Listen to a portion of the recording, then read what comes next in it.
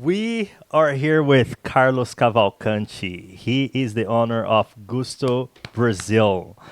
Those are the best cheese breads ever. And Carlos, thank you for coming. One thing that I admire a lot about you is the fact that you started knowing that you wanted to go big. You didn't start this business just thinking, I just want this to be something that I can pay my bills and sell to my friends. I think from day one, you already had a vision. Is that right? Yeah. My main concern since we started this business in the kitchen of my house with my business partner was we are not here to make cheese bread for Brazilians. I love Brazil. I love Brazilians. I love people from my land. But you have to understand, once you are in a different country, once you are in a different speaking a different language, once you are inside of a different culture, you need to learn how to sell for the majority of people that go to the stores, that go to restaurants. You need to teach them, you need to educate them. So the money, the time you spend educating people is huge, huge. I'm not saying that you cannot simply start producing something in your house and selling to your community. Of course you can. Japanese do this. Chinese do this. You have tons of different cultures in the United States. This country is made of this. However, in order to get the big players to be in a big market, you have to understand that you need to learn how people here think, how they act, what kind of habits they have, what they like to consume. Oh, they are gluten-free. Okay, let's find out why they are gluten-free. My product is naturally gluten-free, so we have the ticket already to be part of this party. Does that make sense? Oh yeah, Yes. that's cool. Yes. One thing that I think it's very cool about you is that, and I already said that you started with the intention to go big. But what do you have to say about people who maybe aren't as ready as you? Because you had some financial preparedness, right? You weren't when you were putting this business plan together, you were not just thinking about how I'm gonna pay rent next month. If you were in a scarcity mentality, Mm-hmm. if you're really going through hard times, and you wanted to build this all over, how would that have changed your scenario? I would study a little bit more. Remember what I just said about knowing the culture? You have to understand that culture is not just habits about what people in the United States, what Americans like to, what kind of songs they like, what kind of movies they like, or no, we have a specific niche, specific cultures and retailers, for example.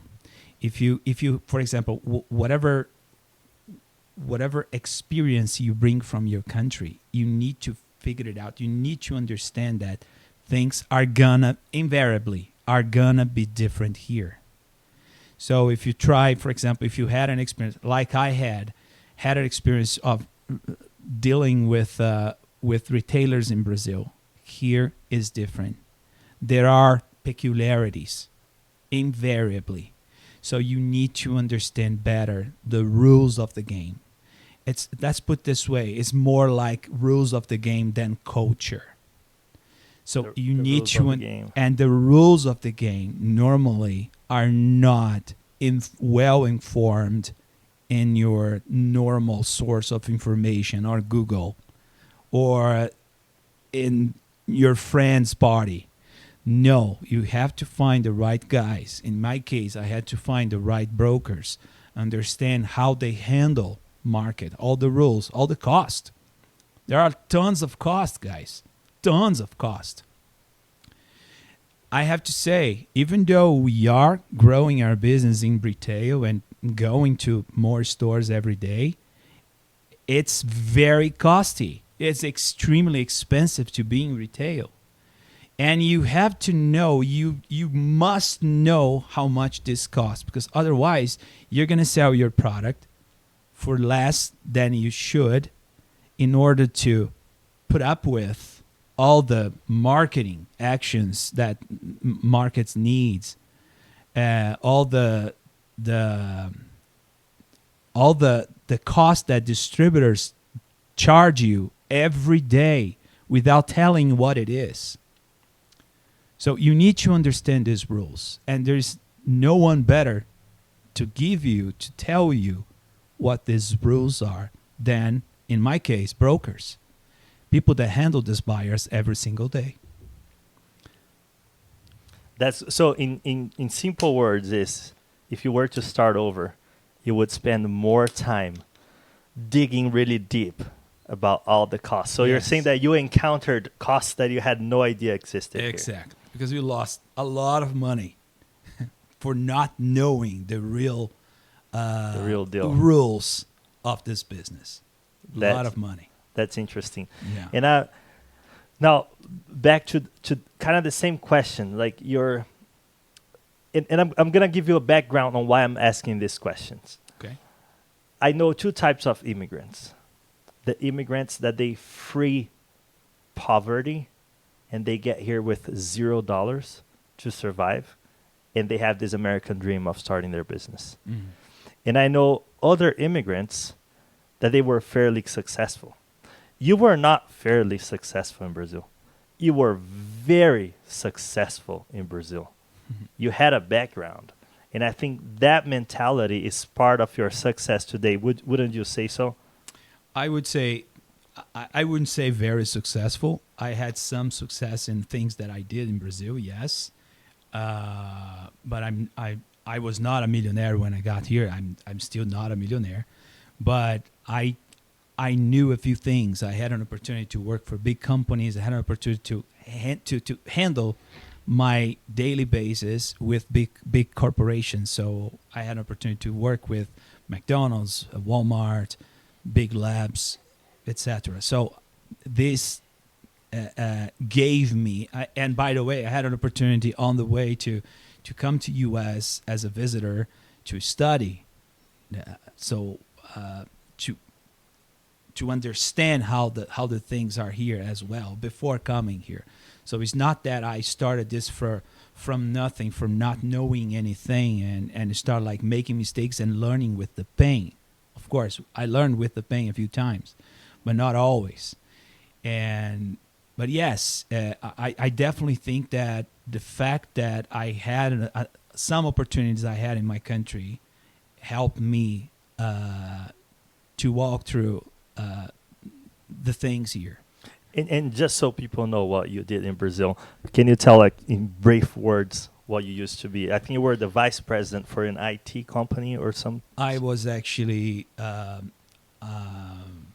director of one well-known PR company in Brazil for 5 years. Then I started working as a partner in an IT company, and for a couple more years. And then after that, I created a business plan for a business that I wanted to do in the United States, that I had a plan for almost 10 years. I created a business plan. Is that the business you told me that survived yes. for a year and a half? Yeah, we started this business selling American products to Brazil in a time that the dollar would allow us to do that in large scale. And then we have a few political changes in Brazil that boosted the dollar considerably and made the whole thing going from 100 to 0 in one day. And even that story is also crazy. And again, it goes to show mentality too, right? Because two things I remember hearing from you in another conversation we had. You said that there were people here in U.S. already, that they were already selling in a small scale products from U.S. to Brazilians, right? Mm-hmm. But you came with a vision that no one had yet. you put together a website, a whole software, right? Is that what it was? Yes. We put together a kind of a website where with my phone I could go to stores, take a picture of this T-shirt, and automatically post in my website and give people the price to receive that T-shirt in their house with all the taxes, doing everything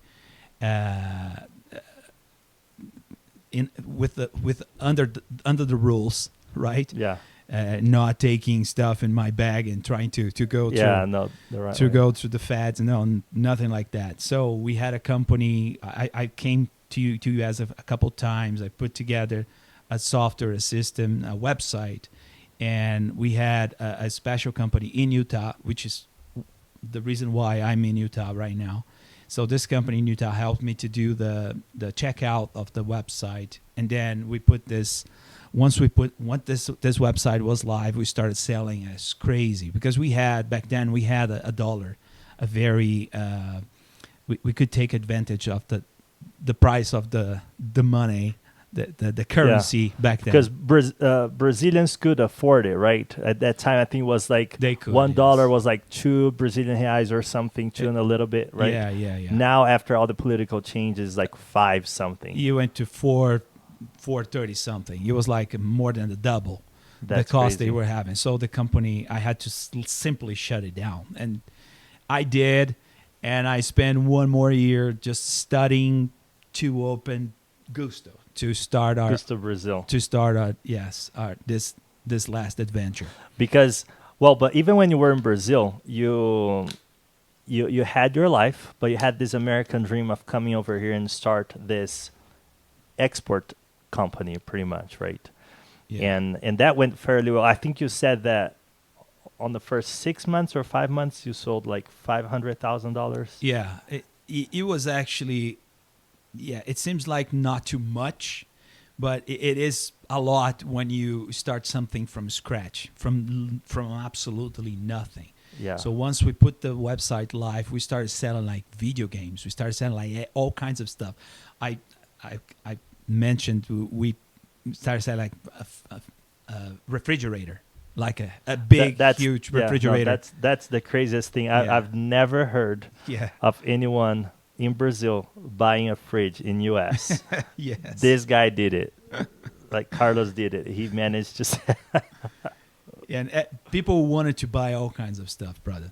Whatever I put in my website, if it was in my website, it means that they could receive in their house. So they wanted to buy all kinds of stuff. That's put simple this way. Yes, simply this way. So, in simple words, you were a vice president of a company. You had a vision. And after you wanted to come over here, open a business, you opened that business. It went very well. A year and a half later, that business you had to close because of political changes in Brazil that make it completely impossible to do business. Never give up. Yeah. That's the And that's when you started studying what else you could do. yeah. And that's, I think you studied for a year or something. Yeah, I have a sabbatical year when I started doing my MBA, and in the meantime, I met my wife, so we got married, had a kid, and etc. But in this sabbatical, I started working for a company, an IT company here, and worked for them for 4 years. And after the second year, when I was working for this company, I had this vision to open this business. And I had one of my business partners in Brazil, the one that I had before, calling me and say, "Hey, I'm thinking about moving. Things in Brazil are not the way that I want, and I'm thinking about investing in something in a different country. I want a different life, etc." And I invited him to come, and I said, "I had this idea. If you want to join me, let's do it." And I started having conversations with restaurants, with focus primarily in food service, like and going to restaurants and putting our product, because this would be the only way we could start having some revenue, having some volume. And once you have some volume, you have more serenity to think about expanding and going to retail and investing whatever it needs to be on a shelf. And that's exactly what I did. So we got our first account. I remember working in parallel for this IT company here, and for 2 years, ending my shift and going straight to our small plant we had in Park City. And that's crazy. Where did you work? I worked for a company called Citrix. Yeah, and where Yes. was the office at that time? It was in Ogden. It was In like Ogden. an Okay, hour you- away from our plant. Oh yeah, and your house was in Ogden, so you would work until a certain time, until 3 or 4 p.m. Then you would drive to your new facility. Exactly. But I think we missed a very important part of For this 2 story. years. Yeah. Because before it went to this facility, so the story started when you found what you guys wanted to do. You bought the first machine Yeah. in Ogden, Yeah. in your kitchen. Yeah, so we started our company in my kitchen in Ogden, in my house, and we imported a few machines, small ones, and I sent to my house. So my wife, when she saw those big machines, because they were small machines for a manufacturer, for a plant, but they were huge machines for a house. So when this transportation company just stopped by and started unloading a couple pallets of small machines coming from Brazil, my wife was like, what the heck is that? Where are you going to put this? And I said, in our kitchen. So I almost lost my wife, by the way. And I had to hire electrician people to go and install 240 volts power outlets in my kitchen, because all the machines worked under this kind of a voltage. And so we installed all the machines and started producing for 6 months in my house. And in my house, we got our first account. But the machines were manual. Imagine that. So you had to pick one bread per second and put in a tray, and then move that tray to a small normal freezer. So That- your first contract was done manually. Was done manually. And I remember bringing the first order to my business partner, and he almost got a heart attack because he had to put 2 pallets of product manually. So long story short, we decided to buy a bigger machine. We moved to our first plant in Park City.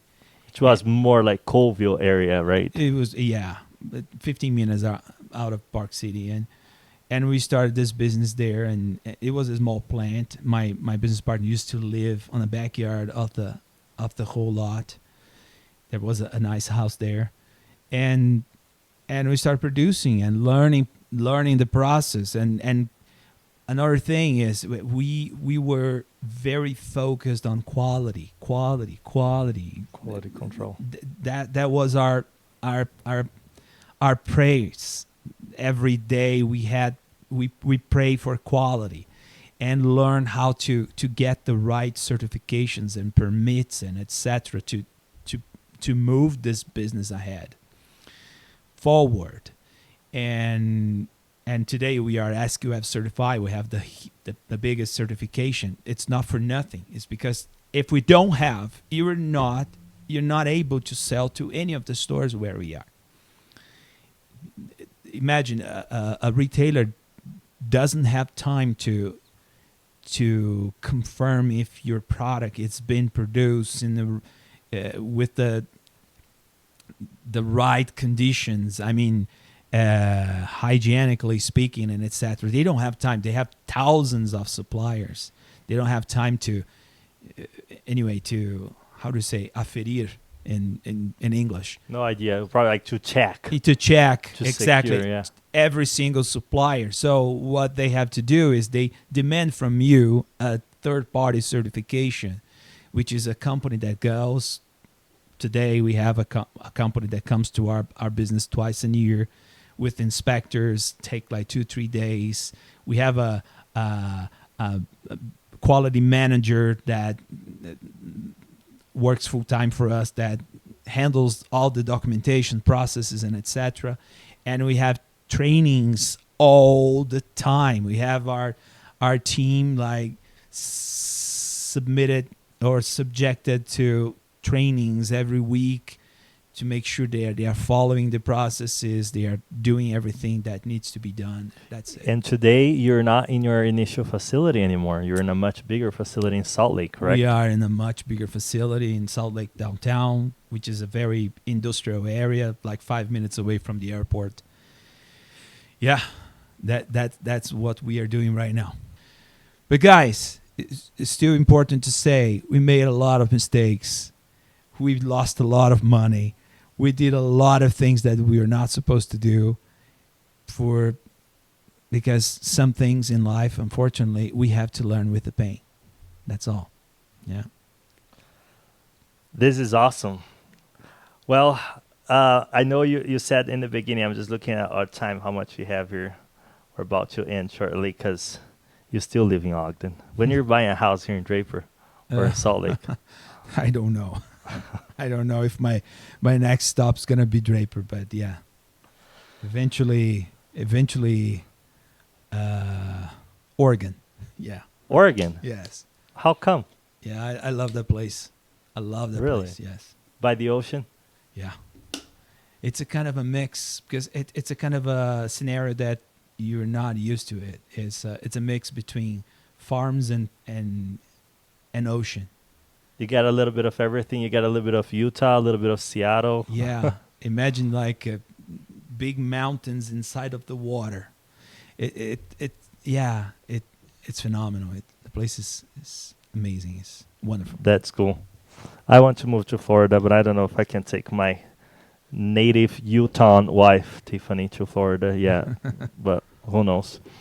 So just to finish up, Gusto Brazil, a Brazilian cheese bread manufacturer that you and your partner Roger started. Yeah. And now you guys are at Walmart, Sam's Club. Are you guys, which other big chains? So you're that we can mention, right? Walmart, Sam's Club, Rodizio, Tucanos. On the retail, we are in Walmart, we are in Sam's, we are in over 1,000 stores. Over 1,000 stores. Yes, considering that from your kitchen in Ogden, yeah, to 1,000 stores. Yes. That I know that it wasn't easy for you to get to where you are. Let's put it this way: 8 years ago, I decided to open this business. So I had a call with my business partner in Brazil. He wanted to do that too. And we had to start. Somehow we had to start. So we decided to buy a few machines and start producing Brazilian appetizers in my kitchen. We did for 6 months. And all of a sudden we realized that one of the appetizers, Brazilian cheese bread, would be the winner, would be the one that would be easier to create the culture, to educate people, a naturally gluten-free product, etc. And so we decided to jump in. We started. We got our first account. We decided to move to a bigger facility, move out of my kitchen, and so we opened this new facility. We kept our focus on getting quality and proving our quality. So we got our first certification, which is a basic quality certification. And then 2-3 years after, we got our first big account in retail, which was Walmart and Sam's Club. Wow. And we moved to a bigger facility to start to be able to produce what we were supposed to produce. And here we are. So we moved to Salt Lake City in a very industrial area and start producing there and growing business. Today we are in over 1,000 stores.